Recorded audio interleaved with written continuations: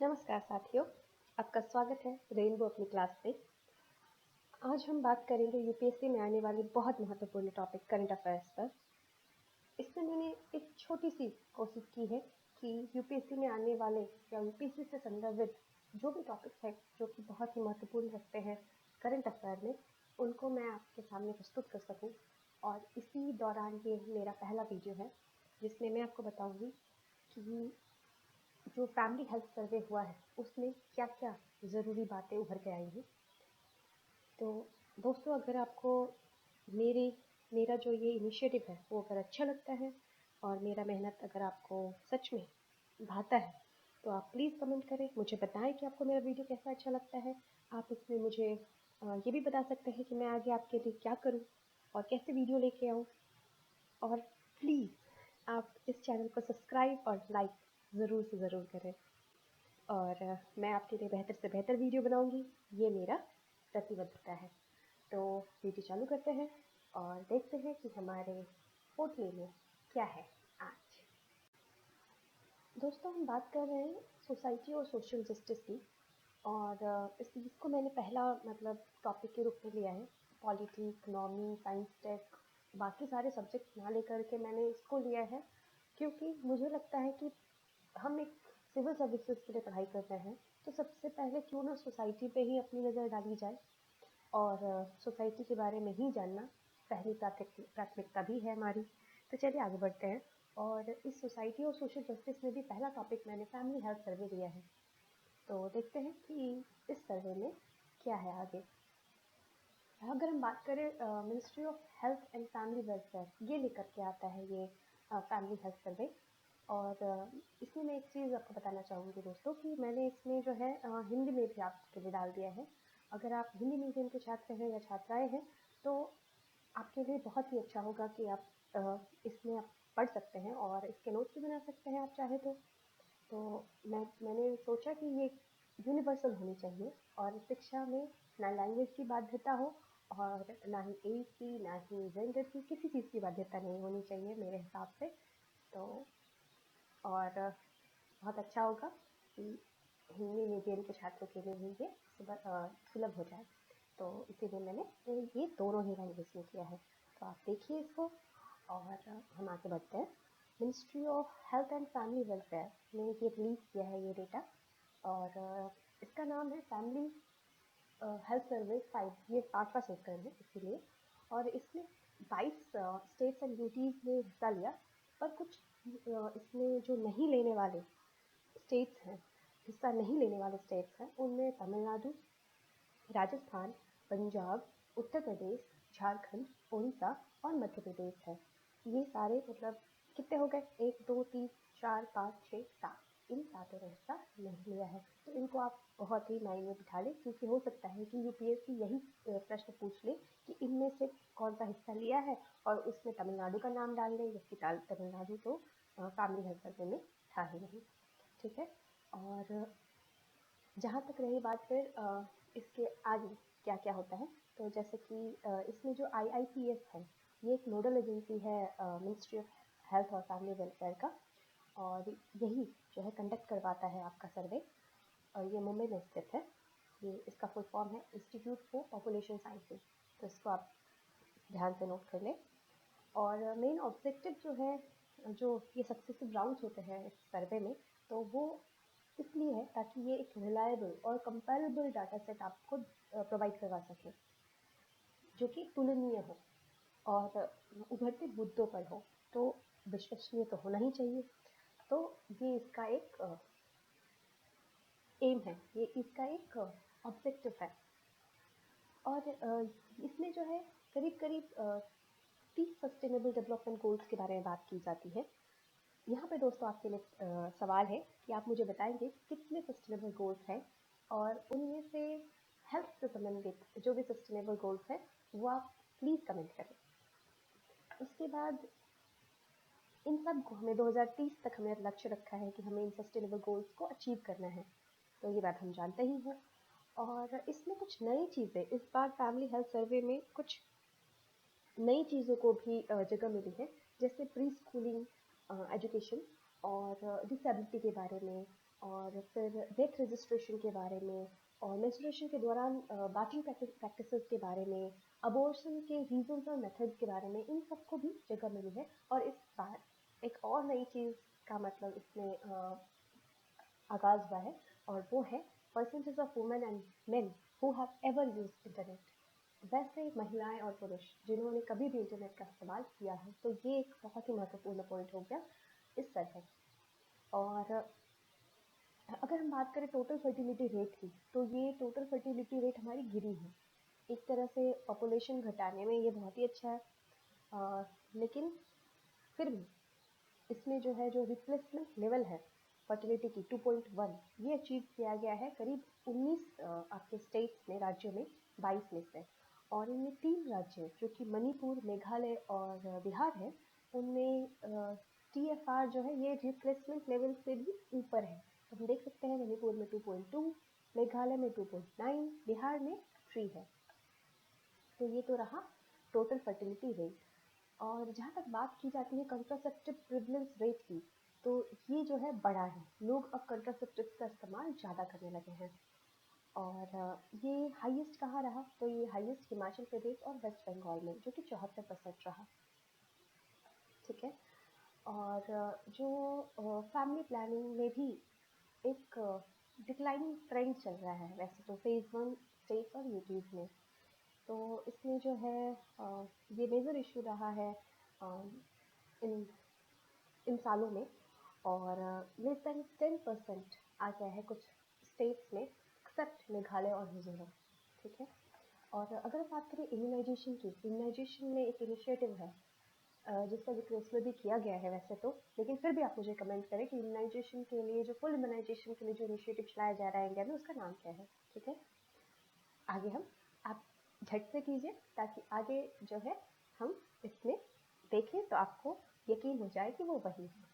Full immunization drive among children aged 12 to 23 months has recorded substantial improvement। ठीक है।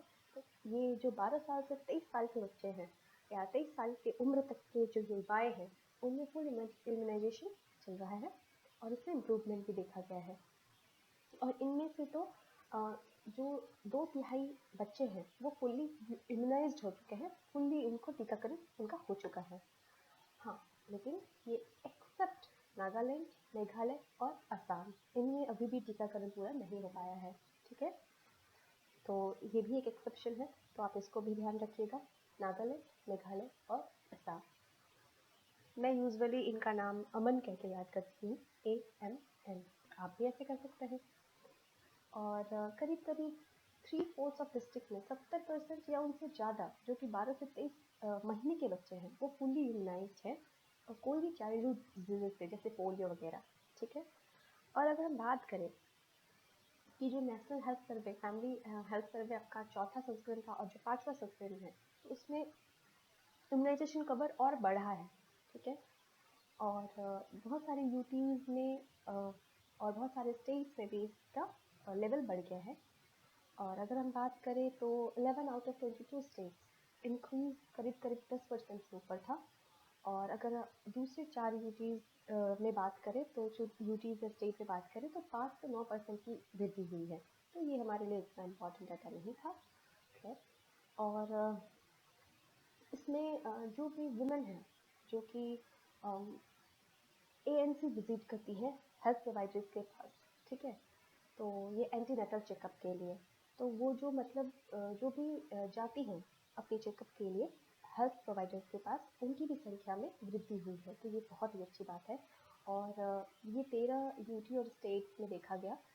अगर हम कंपेयर करें 2015-16 और 2019-20 में, तो अगर हम बात करें इंस्टीट्यूशनल बर्थ के बारे में, तो ये इंस्टीट्यूशनल बर्थ की भी रेट बढ़ी है। और करीब 4/5 महिलाएं जो हैं अब इंस्टीट्यूशन में जाती हैं डिलीवरी के लिए। तो ये भी एक खुशी की खबर है। और इंडिया आगे बढ़ रहा है, ये इस चीज़ का हमारे लिए डिनोटेशन है। और 90% जो 22 स्टेट्स में से 14 स्टेट में जो 90% है, उनमें इंस्टीट्यूशनल डिलीवरी हो रही है। और ऑलमोस्ट 91% जो डिस्ट्रिक्ट हैं, उसमें 70% इंस्टीट्यूशनल डिलीवरीज देखी गई हैं इस 5 सालों में। और और इंक्रीमेंट सी सेक्शन में भी इंक्रीमेंट हुआ है, ऑपरेशंस भी ज़्यादा होने लगे हैं, इसका मतलब ये है। और जो सेक्स रेशियो है बर्थ के टाइम में, वो अभी भी अनचेंज्ड है, वो स्टैटिक है और या तो इंक्रीज़ हुआ है, ठीक है, कुछ स्टेट्स या यूटीज़ में। और मेजोरिटी ऑफ स्टेट्स में हमें नॉर्मल सेक्स रेशियो देखने को मिलता है 952 या उससे थोड़ा ज़्यादा, तो हम 952 याद रखेंगे। और जो ये आपका नॉर्मल सेक्स रेशियो है 900 से बिलो है तेलंगाना में, हिमाचल प्रदेश में, गोवा में, और ये आपका दादरा नगर हवेली और दमन एंड दीव, इन सब में जो है आपका 900 से भी कम देखा गया है, ठीक है, हम ये याद रखेंगे। अगर हम बात करें चाइल्ड न्यूट्रिशन की, तो इसमें मिक्स पैटर्न देखा गया है, जहाँ कहीं इम्प्रूव हुआ है तो कहीं पे डिटोरॉइड भी हुआ है, कहीं नीचे भी गिरा है इसका लेवल। तो अगर हम बात करें स्ट्रेंथनिंग की, जिसमें चाइल्ड हाइट जो है घट जाता है, या वेस्टिंग की जिसमें बच्चों की मृत्यु हो जाती है, वो भी शॉर्ट पीरियड में, तो इसमें ड्रास्टिक चेंज देखा गया है वैसे। और अनीमिया के बारे में अगर हम बात करें, तो इसमें अनीमिया आज भी कॉमन कंसर्न है।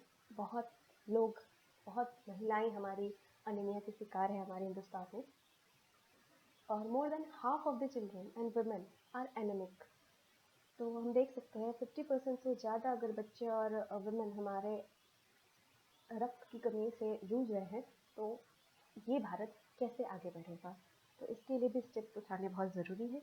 और ऐसे में अगर हम देखें तो 22 में से 13 ऐसे लोग हैं, ऐसे बच्चे या ऐसी महिलाएं हैं जो अनेमिक हैं। और अनीमिया यूजुअली प्रेग्नेंट वुमेन में ज़्यादा बढ़ती हुई दिखाई दी है।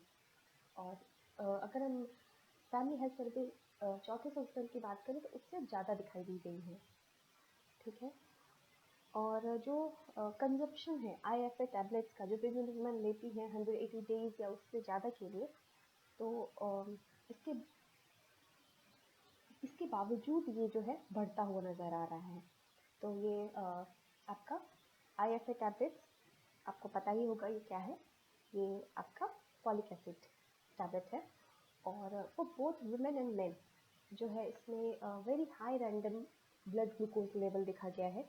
और मेन में ज़्यादा ग्लूकोज लेवल होने की संभावना देखी गई है, या फिर सर्वे में ज़्यादा पाई गई है। और वुमेन से ज़्यादा मेन जो है डायबिटिक हमें मिले हैं। और जो परसेंटेज ऑफ मैन है जिनमें हाई ब्लड ग्लूकोज है, वो हाईएस्ट है केरला में, जो कि 27% है। तो सबसे ज़्यादा डायबिटिक लोग आपको कहाँ मिलेंगे? केरला में। मिलने कहाँ चाहिए थे वैसे? हाँ, जस्ट फॉर फन, ये हमें मिलने शायद पंजाब में चाहिए थे, और मिल हमें केरला में रहे हैं। और गोवा में उसके बाद सबसे ज़्यादा मिलता है। और prevalence of elevated blood pressure, hypertension among men is somewhat higher than in women. इसीलिए जो है हाइपरटेंशन भी सबसे ज़्यादा मेन में देखा गया है वुमेन के मुकाबले। तो ये हम कंपैरेटिवली देख सकते हैं कि किनमें ज़्यादा और किनमें कम है। तो ये आप ध्यान रखें, क्योंकि ऐसे ही करके UPSC आपसे सवाल पूछ सकता है। और अगर हम परसेंटेज ऑफ हाउस होल्ड देखें जिनकी सैनिटेशन फैसिलिटी कैसी है, क्या है, और clean fuel for cooking gas अगर देखें, तो ये इंक्रीज़ हुआ है इनका लेवल, और ऑलमोस्ट 22 स्टेट्स में ही ये इंक्रीज है। और जो गवर्नमेंट ऑफ इंडिया है, उन्होंने एक कंक्रीट एफर्ट उठाई है ताकि लोगों को मैक्सिमम से मैक्सिमम टॉयलेट फैसिलिटी मिल सके। हम जानते हैं ODF++ ये मतलब टैग दिया जा रहा है, और जो स्टेट जो है बहुत अच्छा कर रहे हैं इनमें। तो कहीं ना कहीं हमारी गवर्नमेंट के तरफ से जो है एफर्ट्स लिए जा रहे हैं। और अगर हम देखें स्वच्छ भारत अभियान, ये, और जिसमें कि मिनिस्ट्री ऑफ हाउसिंग भी अपने तरफ से पूरा जोर लगाता है ना। तो फिर प्रधानमंत्री उज्ज्वला योजना, जो कि आपका कुकिंग गैस के लिए, ठीक है। और कुकिंग फ्यूल जो है, इनमें भी इंक्रीमेंट हुआ है 10% पॉइंट से हर स्टेट और यूटीज़ में इन 4 सालों में। और 25% पॉइंट इंक्रीज हुआ है कर्नाटक और तेलंगाना में, नॉट इन केरला। हर चीज़ में केरला आगे नहीं है, तो आप ये ध्यान रखिएगा कि अगर 25% वृद्धि हुई है किसी स्टेट में कुकिंग फ्यूल को लेकर के, वो भी क्लीन कुकिंग फ्यूल को लेकर के, तो that is Karnataka and Telangana, ठीक है। और अगर हम बात करें वुमेन एम्पावरमेंट की, तो इम्प्रूव हुआ है स्टेट्स और यूटीज़ में इन फेज़ 1 के दौरान भी, और 4 और 5 दोनों में ही इंक्रीज हुआ था। और विमेन के पास अब बैंक अकाउंट्स हैं, तो ये हम जानते ही हैं कि अब जो है हम महिलाओं के पास एक तो उज्ज्वला योजना की वजह से भी, और ये आपका जीरो बैलेंस खाता की वजह से भी वुमेन जो है पार्टिसिपेट करने लगी है अब हमारी बैंकिंग मतलब सेक्टर में। अब लोग आटे के डब्बे में या चावल के डब्बे में छुपाने के बजाय जो है बैंक में सेविंग करना अब पसंद करते हैं। तो अगर हम बिहार के बारे में बात करें, तो 51% पॉइंट 26% से बढ़ के, और 26% से जो है 77% हो गया है। और सोसाइटी एंड सोशल जस्टिस के बारे में अगर हम बात करें, तो 68 मोर देन 60% ऑफ वुमेन जो है एवरी स्टेट इन यूटीज़ में बैंक अकाउंट के साथ मिली। और दूसरी बात की इंटरनेट यूज़, हाँ, तो यहाँ पे जो है इसमें अर्बन रूरल गैप तो ऑब्वियसली दिखेगा, क्योंकि हमें पता है कि एजुकेशन, हमारी डिजिटल एजुकेशन भी जो है बिल्कुल एक जैसा नहीं है सब जगह। तो obviously there is a urban rural gap, ठीक है। तो जेंडर डिवाइड भी है हमारे इस इंटरनेट की यूज़ को लेकर के, जहाँ पुरुष ज़्यादा चलाते हैं वहाँ महिला कम चलाती है, तो ये तो हम जानते ही हैं। तो less than 3 out of 10 women, यानी 10 में से 3 जो है रूरल इंडिया में, और 10 में से 4 जो अर्बन इंडिया में जो है इंटरनेट इस्तेमाल करती है। तो ये अच्छी बात है, धीरे धीरे जो है ये संख्या बढ़ेगी और भी मेरे हिसाब से। और अगर हम जनरल डेटा देखें तो 42.6% ऑफ वुमेन जो है उन्होंने कभी ना कभी इंटरनेट का इस्तेमाल किया है। और अगर हम यही चीज़ मेन की संख्या देखें तो दैट इज़ 62.16%, ठीक है। अगर हम अर्बन इंडिया की बात करें तो 56.81% वुमेन ने कभी ना कभी इस्तेमाल किया है अर्बन इंडिया में। तो एवरेज मेन जो उन्होंने इस्तेमाल किया वो 73.76%, ठीक है। तो ये हमारा अर्बन इंडिया और रूरल इंडिया में जो है ये डेटा है, ठीक है। और रूरल इंडिया में जो है 33.94% वुमेन जो है इस्तेमाल करती है इंटरनेट, और 55.6% मेन इस्तेमाल करता है। और जो परसेंटेज ऑफ वुमेन है जिन्होंने कभी ना कभी इंटरनेट का इस्तेमाल किया है, वो गाँव में घट रहा है। ये बहुत चिंता का विषय है। जहाँ आज कोविड की स्थिति में हर चीज़ इंटरनेट से होने लगी है, वहाँ पे विमेन का कहीं भी, चाहे अर्बन हो चाहे रूरल हो, वहाँ पे सक्रिय होना बहुत ज़रूरी है। तो ये दुख की बात है। और एक पैराडॉक्स है, दुख की बात, चिंता की बात यहाँ भी है कि इन 30 सालों में high rates of economic growth होने के बावजूद आज भी इनइक्वालिटी इंक्रीज्ड है, और लेबर फोर्स में भी इनफॉर्मलाइजेशन है, ठीक है। और एम्प्लॉयमेंट इलास्टिसिटी ऑफ ग्रोथ भी रिड्यूस हो रहा है। जहाँ लोग और ज़्यादा से ज़्यादा रोजगार होने चाहिए, वहाँ पे इलास्टिसिटी कम होना ये बहुत दुखद है।